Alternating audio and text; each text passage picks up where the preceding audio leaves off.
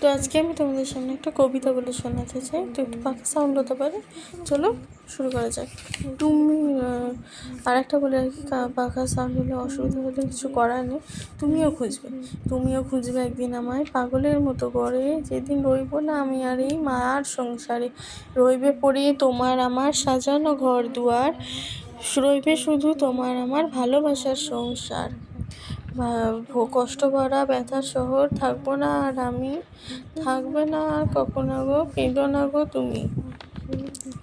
আকাশের দিকে চেয়ে সেদিন তারাদের মাঝে থেকেও আমার অশ্রু নামবে। তো এইটুকুই আমার কবিতাটা আমি লিখেছি।